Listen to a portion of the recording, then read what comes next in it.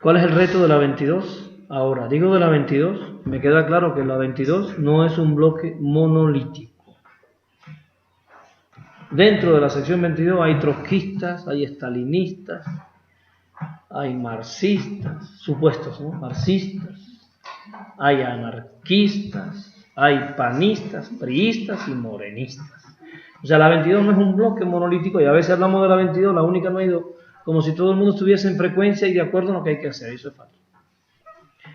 Y muchas veces en la historia de la 22 hemos visto cómo incluso los dirigentes traicionan las más nobles esperanzas de los maestros y terminan vendiendo el movimiento. No tengo que poner ejemplos para no ofender a nadie, pero todos sabemos que eso ocurre y ha ocurrido más de una vez. Entonces, primero, comprender que la 22 no es un bloque monolítico. Debería ser un bloque monolítico. ¿Y por qué no es un bloque monolítico? Primero, porque la 22 no está compuesta de obreros. Eso tienen que entenderlo. No son obreros, son clase media, son intelectuales. Y los intelectuales no son clase obrera, no nos confundamos, aunque nos traten como obreros y nos quieran evaluar como obreros, no tenemos ni el salario del obrero ni la protección de un obrero. Porque los aguinaldos de la 22 y los salarios de la 22, si usted se pone a comparar con otros profesionales de Oaxaca, son los más altos, aun cuando no son altos. Fíjense, aun cuando no son altos.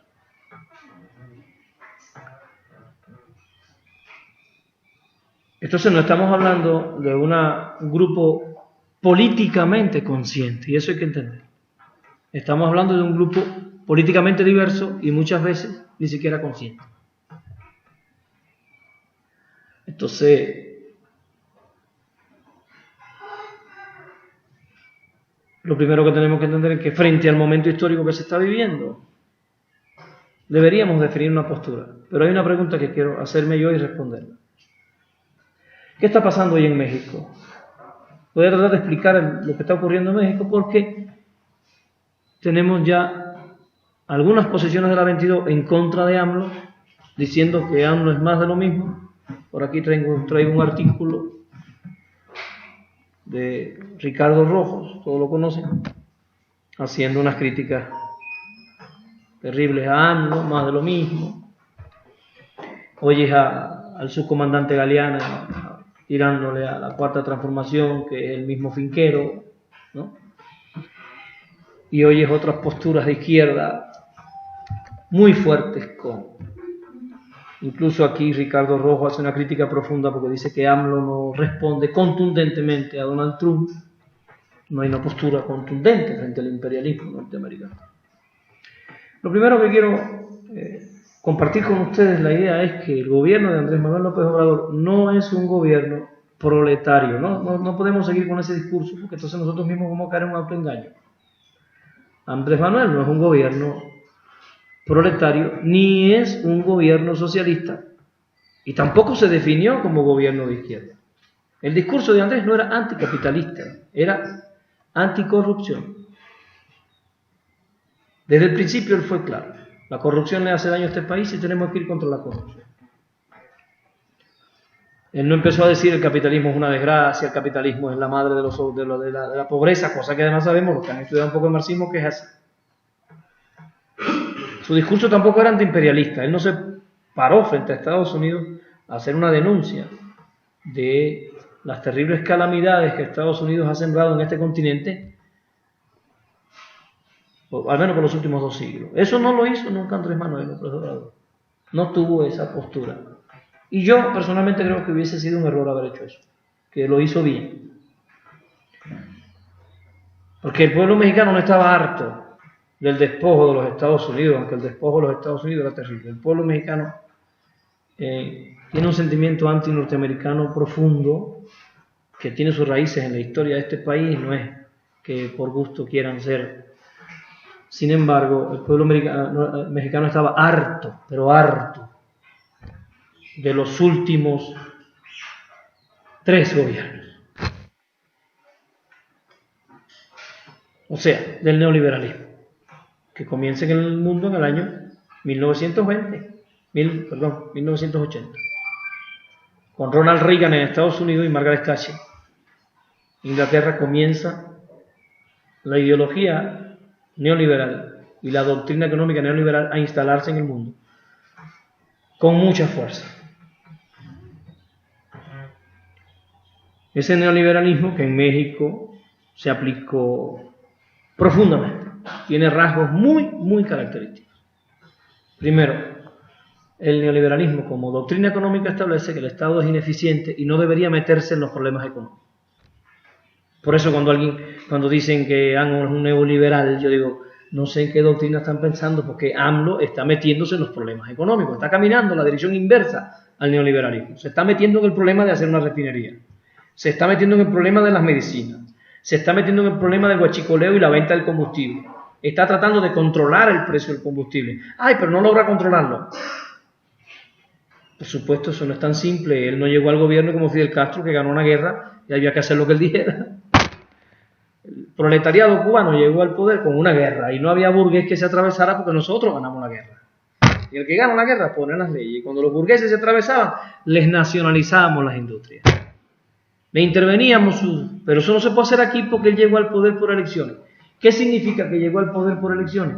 Que fue votado por la gente de este país y ahí votó gente de izquierda, de derecha, del medio y del costado.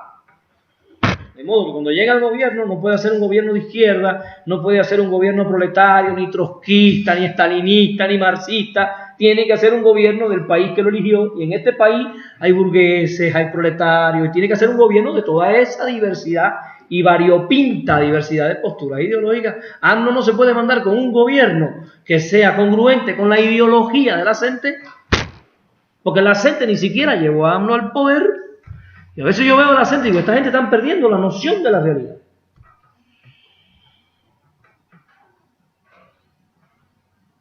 Incluso cuando él está pensando, cuando se está armando la reforma educativa, y yo estuve en la Cámara, tú me viste, yo fui a la Cámara y eché allí mi discurso medio marxista.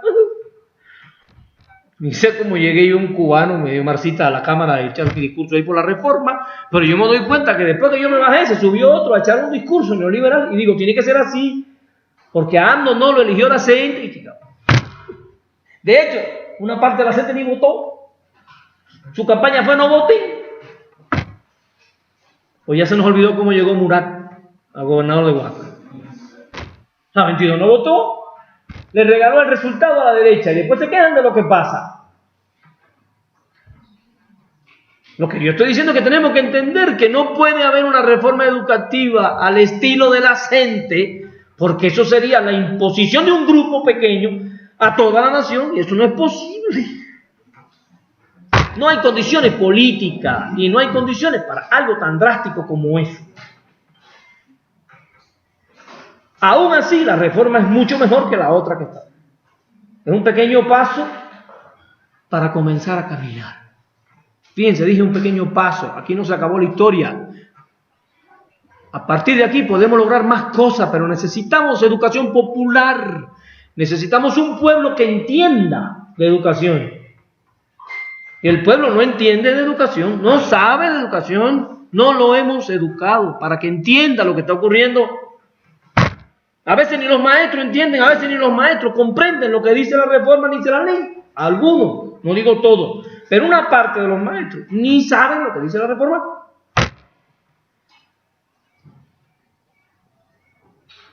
Entonces yo veo a veces posturas absurdas. Se van a ir al paro a explicarle a los padres que están en contra de AMLO. A ver, ¿acaso ustedes creen que los obreros, esos sí son obreros, que están siendo beneficiados por los programas de gobierno, te van a creer cuando les vayas a hablar mal de Andrés Manuel López Obrador? Te van a mandar a donde tú sabes, te vas a poner en contra por primera vez de los padres y los padres no te lo van a aceptar porque este no es Peña. Era fácil convocar a los padres, hablar del gobierno y ponerlos de nuestro lado porque era un gobierno corrupto, ratero, asesino, de todo lo que se podía decir de Peña Nieto, y era poco, ¿sí o no? Pero en este momento, el momento histórico no es el mismo, ni el gobierno es el mismo, aunque usted no lo quiera reconocer. Este es un gobierno de respeto. Esta mañana yo estaba escuchando ahí, estaban diciendo en la radio que en estos primeros 6 meses estamos peor que nunca y estaban dando la cantidad de muertos, ¿no? Y yo me quedé pensando, nada más falta que diga que los mandó a matar a Andrés Manuel. Porque hay gente que no tiene un concepto de la sociedad y piensa que el 1 de diciembre, por decreto, este país cambió. Eso no es así. Hay una inercia histórica, hay un ethos, hay instituciones que siguen siendo burguesas, neoliberales. Las empresas que venden los medicamentos siguen siendo neoliberales y van a esconder medicamentos. Y estos canijos todavía están vendiendo la gasolina más de a 20 y ya se dijo que se la estaba dando a 16 y que está pidiendo, por favor, no sean tranzas, vamos a ser honestos con el pueblo. Y la siguen vendiendo a 21 porque la guerra es de una clase contra una clase empobrecida que se quiere emancipar y van a hacer todo para que esto no avance, van a darle zancadillas, van a crearle problemas. Y si aparece la leche, entonces le van a meter lo que sea a la leche. Van a crear todos los problemas que sean para que esto no avance y en 6 años la gente diga, pues es más de lo mismo, que venga el que sea y ellos poder regresar. Eso va a ser así. Eso va a ser así. Ya está siendo así. Y yo le dije a ustedes, hace meses en una conferencia le dije a ustedes, Andrés se va a definir frente a Trump. Acaba de pasar. Ahorita voy a hablar de eso. Vamos a dejar a Estados Unidos por ahí por el momento para ubicarnos nosotros. Entonces dije, la CENTE no es un bloque monolítico. ¿Estamos de acuerdo? Sí. El gobierno de AMLO tampoco. Tenemos que entender que la Cuarta Transformación tampoco es un bloque monolítico. Hacia el interior de la Cuarta Transformación hay muchísimas posturas, muchísimas concepciones ideológicas diferentes, algunas de ellas encontradas, y tenemos entonces diputados de Morena que tú dices, pero este está o no está con nosotros. Bueno, medio está, medio no está, porque así se va cocinando la historia. No tenemos un aparatito que diga, este es honesto, diputado, este, tú no, chingado, tú te vas a corromper, este sí, diputado. No tenemos algo como eso, tenemos que jugárnosla históricamente, apostar por alguien, y en el camino de avanzar nos damos cuenta si tiene madera o no, y si no tiene madera decimos, es más de lo mismo, o lo cambiamos, o ponemos otro, o aprendemos de los errores. Estos son análisis que tenemos que hacer, estos son análisis sociológicos para entender la complejidad del momento. ¿Por qué el peteo no avanza lo que se quiere con tantos años que lleva? Por lo mismo, porque hay una variopinta diversidad ideológica hacia el interior de la CENTE, muchísimos intereses personales, familiares, a veces tus intereses familiares chocan con los intereses del peteo y tú decides por tu familia y no por el peteo, me voy, que se caiga el evento. Todas esas cosas ocurren porque el ser humano revolucionario se educa en el proceso de la revolución y va desarrollando poco a poco la conciencia que se necesita. No se tiene a priori, y quiero que ese término lo tengan muy claro, no existe el revolucionario a priori al propio proceso de la revolución. No hay una persona que esté lista para este momento histórico, ni siquiera AMLO. O sea, que quede claro, AMLO no está listo para el gobierno que va a ejercer. Va a crecer con cada decisión que tome. Va a aprender a ser el presidente que va a ser cada día, cada mañanera, cada decisión, cada conflicto que resuelva. Lo va a ir convirtiendo en lo que al final fue Cárdenas. Porque Cárdenas no era Cárdenas antes, fue Cárdenas después de aquel sexenio con todo lo que se atrevió a hacer. Entonces no hay un revolucionario a priori, anterior. El hombre de la Cuarta Transformación se educa en la Cuarta Transformación. Unos se van a radicalizar a la izquierda y otros nos van a traicionar. Eso va a ocurrir. Me estoy explicando, ¿verdad? Entonces, ¿cuál es el reto fundamental, en mi opinión, del peteo? Ahora, educar, crear conciencia, educar al sujeto histórico. El peteo necesita educar el hombre de la Cuarta Transformación, que en 6 años tenga la conciencia de decidir su destino sin que tengan que estarle diciendo palabritas amorosas al oído. Vota por mí que yo te voy a resolver tu problema. Necesitamos en 6 años tener alumnos, yo digo de 6 años porque el que está en secundaria hoy, en tercero de secundaria, en 6 años está votando. Y está hoy sentado aquí en las aulas, y en unos años puede ser diputado, y esos diputados que nos traicionan pasaron por las secundarias básicas, y llegaron ahí sin formación política, Y esos congresistas que no nos gustan pasaron por secundarias básicas, tal vez por secundarias básicas técnicas, y hoy no tienen conciencia política. ¿De dónde van a sacar la conciencia política? ¿Quién se la va a educar? ¿Laura Bozzo? ¿El Chavo del Ocho? ¿Acaso se puede adquirir conciencia política viendo María Desamparada? No, camarada, no se puede. Necesitamos algún lugar donde la gente discuta estos temas abiertamente y francamente para empezar a aprender de política.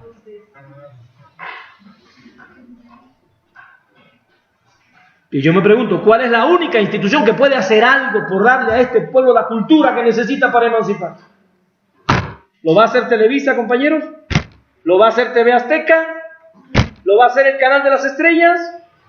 No, compañero, hay una sola institución social que puede hacer algo por convertir a la educación en un acto de conciencia histórica, más que en un acto de aprendizaje de asépticos contenidos científicos que nada resuelven y que para nada sirven.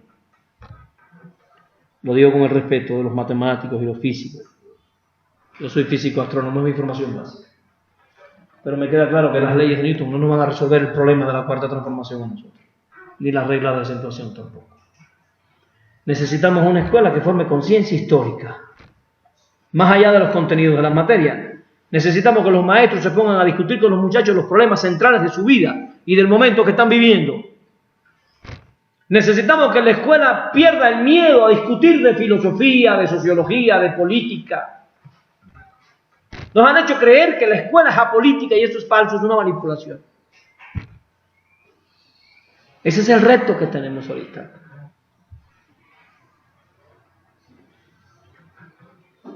Yo les digo algo para que lo piensen. Todos estamos contentos porque llegamos al gobierno. Yo, contentísimo. No tenía mi botellita guardada para ese día, porque yo sabía. Por ahí tengo videos de hace 2 años, donde yo aseguraba que íbamos a ganar. Que Morena iba a ganar. Yo hice lo mío. Cada vez que daba una conferencia, yo explicaba, y decía, si no votan por Morena, nos va a llevar la chingada a todos. Ganamos. Pero a mí me queda algo claro cuando yo reviso la historia de México. Tuvimos a Benito Juárez. Y después de Juárez tuvimos a Porfirio Díaz. No piensen que porque tenemos a AMLO estamos ya en la victoria. Tuvimos a Cárdenas y después de Cárdenas vinieron los gobiernos neoliberales. No piensen que porque llegamos al gobierno estamos en la victoria. Después de esto puede venir lo peor. Lo peor nunca es lo que hemos vivido. Lo más terrible que vivimos con España se potenció con Porfirio Díaz y Porfirio vino después de Juárez. Y no garantizamos en el gobierno de Juárez ni con la educación de Juárez, no garantizamos la conciencia para que este pueblo pudiera defenderse de un porfiriato. Tuvo que sufrir 30 años, irse a una guerra y morirse en esa guerra para poder liberarse y aún así no pudimos. Tenemos que aprender de la historia. Si no hacemos algo definitivo, la victoria no va a ser definitiva.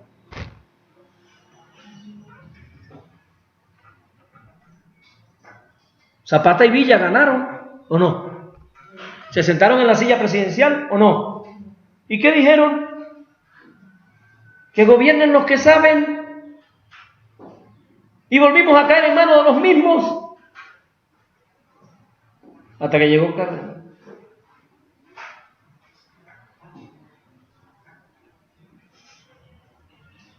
Hemos ganado con el fusil varias veces. Derrotamos al ejército más poderoso del mundo, el español, después al ejército más poderoso, al francés, derrotamos a los porfiristas, pero no hemos ganado nunca con el libro.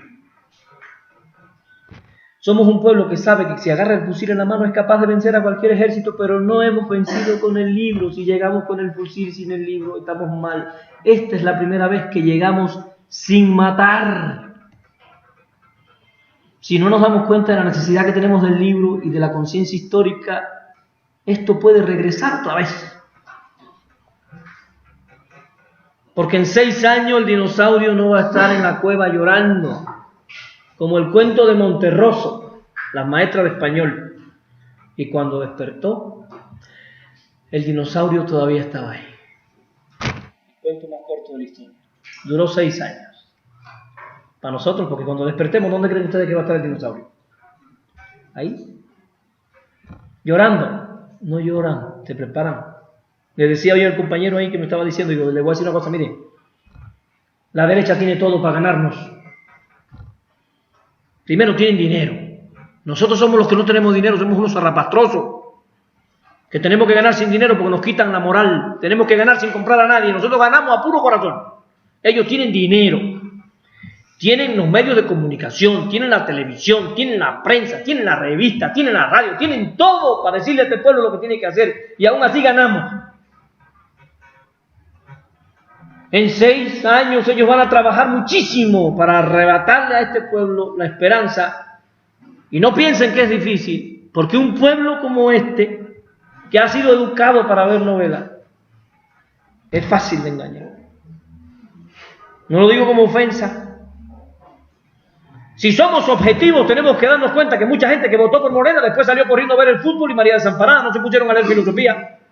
La gente no votó y salió a estudiar, la gente no votó y salió a analizar la sociedad, la gente no votó y se fue a los cursos. Estamos dando un curso con Temuji, gratuito, aquí. Estoy viniendo aquí desde Oaxaca a dar mi curso de filosofía. Y somos 4 gatos y 3 gatas. ¿Cuánta gente hemos reunido para aquí? La compañero, venga, vamos a estudiar, vamos a discutir filosofía. Nadie va. 7, 8, 10 compañeros ahí discutiendo conmigo y vaya Miguelito para Oaxaca. Y no puedo dejarlo porque tengo otro grupito de Oaxaca que son 4 gatos y 2 gatas igual. Y así voy tratando de ver cómo la armo. Pero no logramos que se haga un grupo de 300 gente estudiando filosofía, analizando. Si llegas a una escuela y das un curso, la gente va obligada, la gente no quiere estudiar. ¿Por qué? ¿Porque somos malos?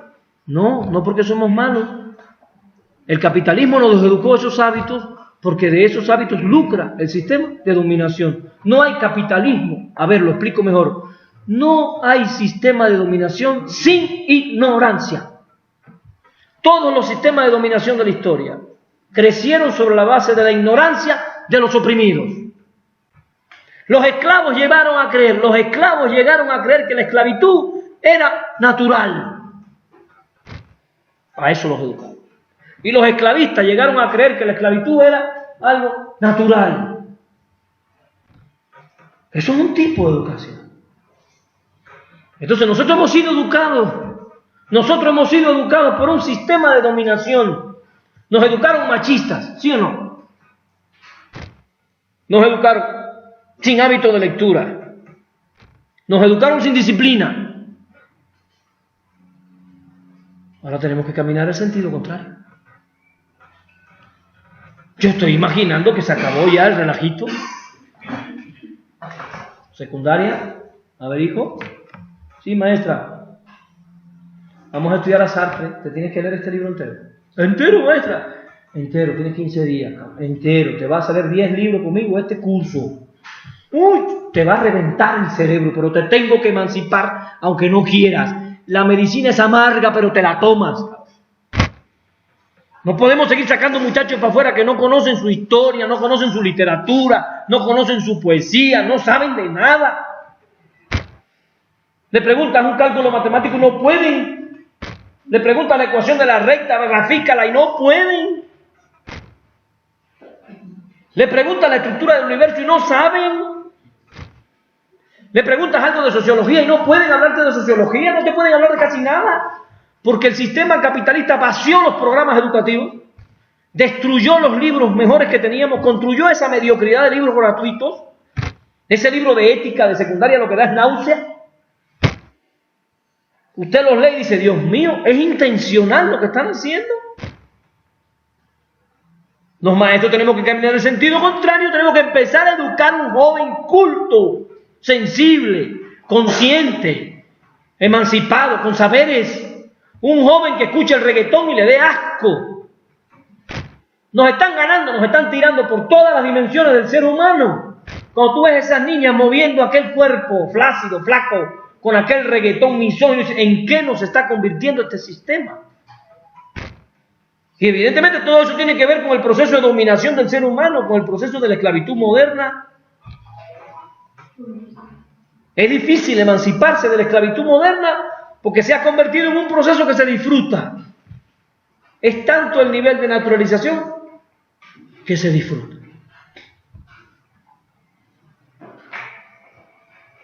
Yo veo dos grandes retos para la escuela en la cuarta transformación. El primer reto, lograr la unidad. Yo sé que es un reto cabrón porque ahora tenemos que lograr la unidad entre el CENTE y la CENTE. Y miren ustedes el retísimo que es eso. ¿Acaso no son mexicanos? ¿Acaso no son humildes trabajadores de la educación? ¿Acaso no son camaradas divididos por un sindicato ficticio creado por los sistemas de dominación? ¿Acaso no es humilde contra humilde, pueblo contra pueblo, despojado contra despojado? ¿O el sindicato nacional son pequeños burgueses y los otros proletarios? Es una visión falsa, instalada por el sistema de dominación. Les convenía que un sindicato tan poderoso como este se dividiera en 1000 pedazos para que no tuviera la capacidad de enfrentar contundentemente el sistema. Y nosotros heredamos esas divisiones y las queremos continuar postergando en un gobierno donde eso ya no tendría sentido. Lo digo con toda responsabilidad, me van a llamar charro. Bueno, esta semana, la que viene, tengo una conferencia con Navarro, ojalá Navarro entre primero que yo. Porque yo sé que Luis Navarro tiene su programa y todo el mundo, el país lo conoce, sus posturas muy críticas contra AMLO. Yo ya le dije a la 22, voy, porque iban a invitar a varios conferencistas y dije, por favor, que seamos dos, él y yo. Él dándole palo al mono y yo defendiendo. Con sus defectos, queda claro. No estoy diciendo que AMLO y la cuarta transformación sean el socialismo mexicano, para nada. Esto no es momento para eso. Es históricamente lo mejor que se podía tener. Históricamente es el paso más revolucionario que se podía dar. No había para escoger entre Jesús y Barrabás. Era Mit, Anaya y AMLO. Esa era la opción. No era el Che, Somoza y Batista, era Anaya, Mit y AMLO, convéncete. Lo más revolucionario que hicimos fue esto. ¿O a poco vas a decirme que lo mejor que hubiéramos hecho era poner a Anaya? O poner a Mit. ¿Cómo estaríamos hoy si fuera Mit o Anaya? Entonces tenemos que ser objetivos. A ver, la política no es el arte de hacer lo que yo quiera. La política es el arte de lograr lo que se puede en cada momento histórico. Y un hombre con conciencia política dice, bueno, esto no es todo lo que queremos, pero es lo mejor que se puede tener. Ahora vamos a unirnos en torno a eso. No sea que las divisiones no lleven otra vez una nueva derrota. Cada quien por su lado haciendo las críticas, porque críticas va a haber muchísimas, argumentos hay muchísimos para dinamitar la unidad.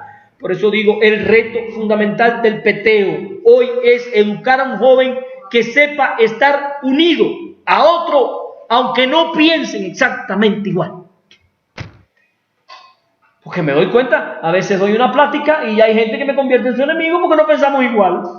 Así, tú pobre, yo humilde, tú humilde, pues ya somos enemigos. Eso es una educación capitalista para lograr que la clase obrera y oprimida nunca pueda unirse contundentemente con una propuesta única. Por eso yo creo que el primer reto fundamental de PTO hoy es lograr la unidad. Y el segundo reto fundamental del PTO es educar esa unidad desde la conciencia histórica, desde el sujeto histórico. Voy a abordar el tema de Estados Unidos para después ir al tema del sujeto histórico.